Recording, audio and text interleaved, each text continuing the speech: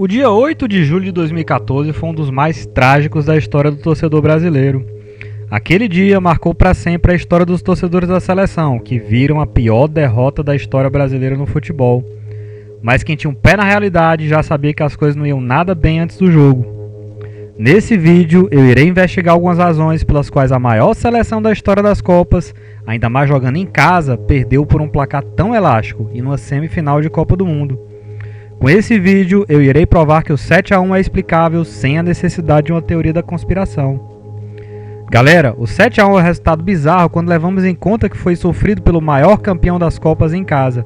E mais bizarro ainda é imaginarmos que a derrota poderia ter sido muito mais elástica, porque aos 29 minutos do primeiro tempo, quando já ganhava por surreais 5-0, a Alemanha tirou o pé do acelerador. Eu nunca havia visto uma situação como essa, e olhe que já vi muito futebol na vida. Mas como isso pôde acontecer? Como pôde uma seleção ter forças para chegar a uma semifinal e perder de forma tão enfática?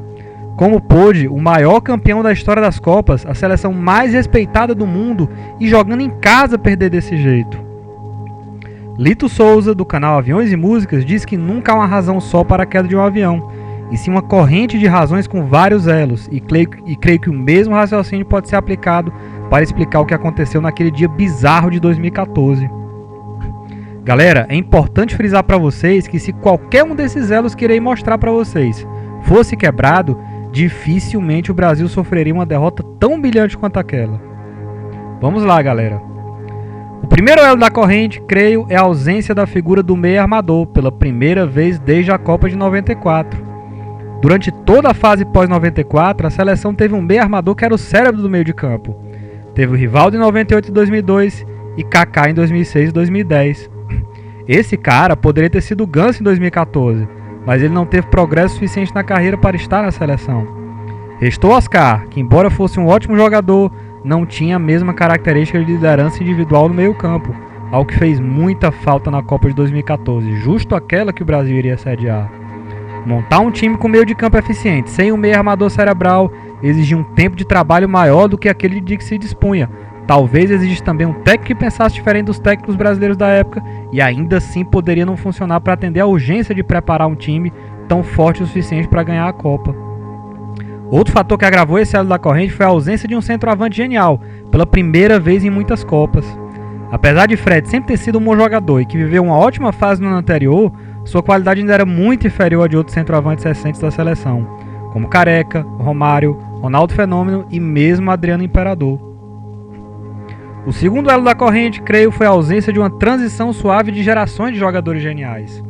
Ronaldinho, Robinho e Kaká, que eram os principais jogadores do Brasil até a Copa de 2010, já estavam em fase decadente de início de fim de carreira, e os jogadores promissores disponíveis, Neymar, Oscar, Felipe Coutinho e etc., ainda eram muito novos. Se o Brasil tivesse sediado a Copa de 2018 ao invés da de 2014, as chances de título seriam bem maiores, independente de quem fosse o treinador.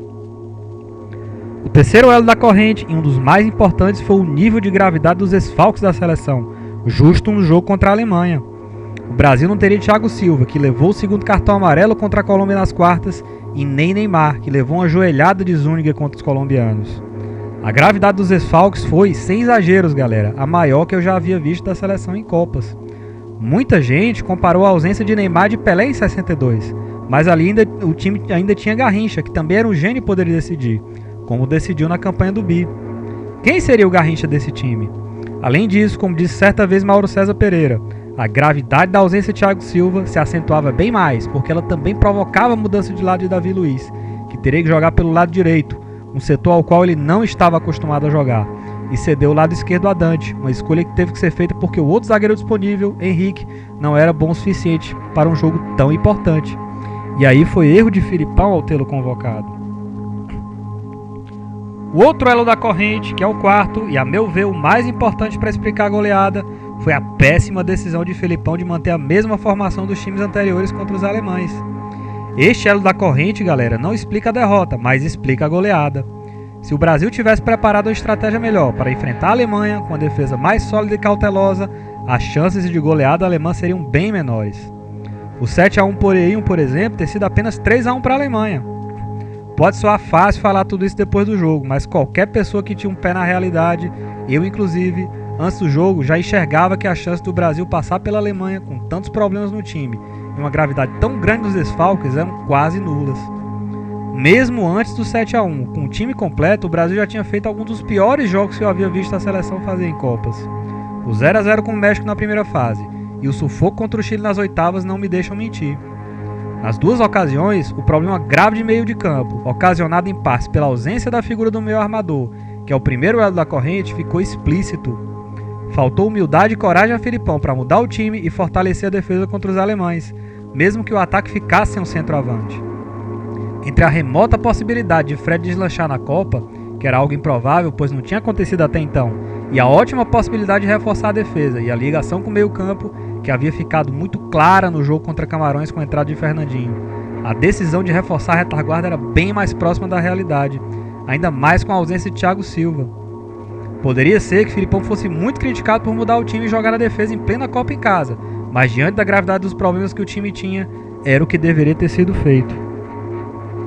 Em resumo, os 3 primeiros elos da corrente são suficientes para explicar a derrota do Brasil contra a Alemanha, mesmo sem o 4º elo, mas o 4º elo selou a humilhação histórica.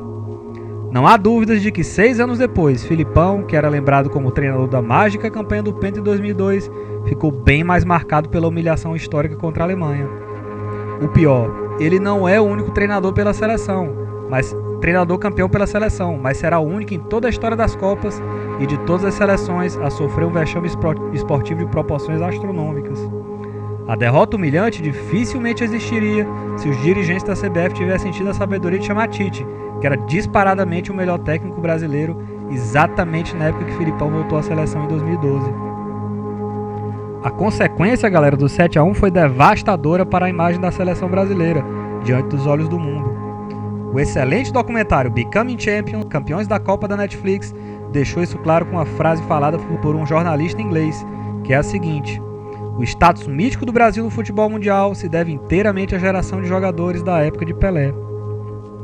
O 7-1 ainda é um jogo tão impactante na minha memória que mesmo passados 6 anos de sua ocorrência, ainda sinto como se tivesse sido ontem. Nem parece que já houve mais uma Copa do Mundo depois de 2014. Os eventos do Mineirão, a surrealidade do placar e os danos à imagem da seleção na história das Copas, infelizmente, serão eternos. E para vocês, o porquê a seleção tomou de 7-1 naquela fatídica Copa do Mundo de 2014, galera? Poste nos comentários, se inscrevam no canal, deem like no vídeo e ativem o sininho. Beleza? Valeu, galera!